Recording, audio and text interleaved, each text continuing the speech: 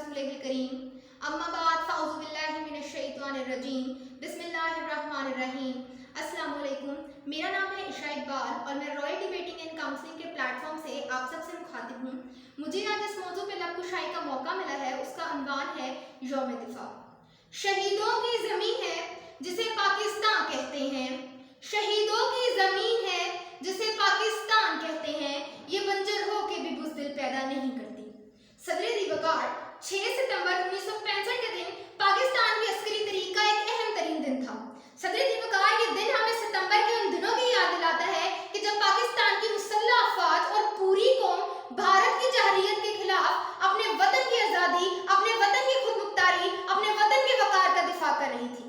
सदर दिवकार 6 सितंबर 1965 की सुबह भारत अचानक पाकिस्तान पर हमलावर होता है और इरादा ये किया जाता है कि सुबह का नाश्ता लाहौर किया जाएगा, लेकिन तमाम के तमाम मंसूबाबंदी पर पानी फेर दिया जाता है और फिर होता कुछ यूं है। दावा ये था चाय पिएंगे लाहौर के जिमखाना बैठकर, दावा ये था चाय पिएंगे लाहौर के जिमखाना बैठकर, ऐसे उड़े होश कि छठी का दूध याद आ गया। सदर दिवकार 6 सितंबर को जैसे ही भारतीय फौज पाकिस्तान पर हमलावर होती है तो एयरफोर्स फौरन एक्शन लेती है और सरहदों का तहफ़्फ़ुज़ शुरू कर देती है। मालूम 55 सेकंड के अंदर भारतीय फौज के 6 हथियारों को तबाह करके एक कालमी रिकॉर्ड कायम करते हैं जो पाकिस्तान की तारीख में आज भी सुनहरे रूपों में लिखा जाता है। अकाबों के तसल्लुत पर फिजाएं फख्र करती हैं, अकाबों के तसल्लुत पर फिजाएं फख्र करती हैं, खुदी के राजदानों पर दुआएं फख्र करती हैं। वतन से जिनके बेटे पैदा हों महबूबे आलम से, वतन से जिनके बेटे पैदा हों महबूबे आलम से, वो धरती सर उठाती है, वो माएं फख्र करती हैं।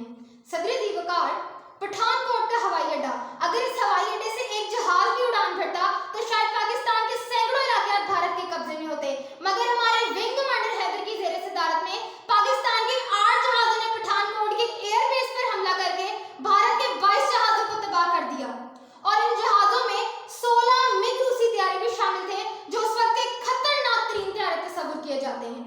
मगर हैदर के जहाज पलटते झपटते झपट कर पलटते, पलटना झपटना झपट कर पलटना, पलटना झपटना झपट कर पलटना, लहू गर्म करने का है एक बहाना। परिंदों की दुनिया का शाहीन हूँ मैं, परिंदों की दुनिया का शाहीन हूँ मैं, शाहीन बनाता नहीं आशियाना। सदर दिवकार ये तो बात हो गई पाकिस्तान की एयरफोर्स की।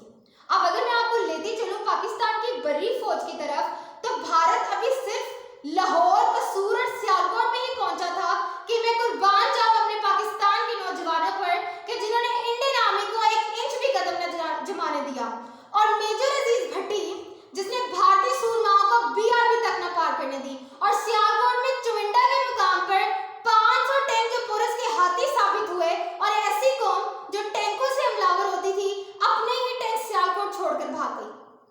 अल्लाह के शेरों को तुम मत छेड़ना वगरना, अल्लाह के शेरों को तुम मत छेड़ना वगरना, तकबीर के नारों से दुनिया को हिला देंगे।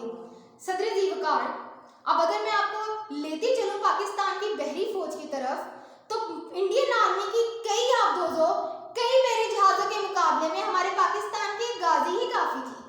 अब आप सोच रहे होंगे कि ये गाजी कौन है, तो ये गाजी है हमारे पाकिस्तान की एक आबदोज जिसने भारतीय फौज की कई आबदोजों को, कई बहरी जहाजों को तिगनी का नाच नचा दिया, खुद शहादत का जाम नोश किया, मगर अपने वतन पर नाच ना आने दी। सदर दिवकार मैं अपनी तकरीर का इख्तिताम कुछ इन अल्फाज पर करना चाहूंगी। ये गाजी ये तेरे पुरस्कार बंदे, ये गाजी ये तेरे पुरस्कार बंदे, जिन्हें तूने बख्शा है जो के खुदाई, ये गाजी ये तेरे पुरस्कार बंदे, जिन्हें तूने बख्शा है जो के खुदाई। दो नीम उनकी ठोकर से सहरा और दरिया, सिमट कर पहाड़ है बदसेराई।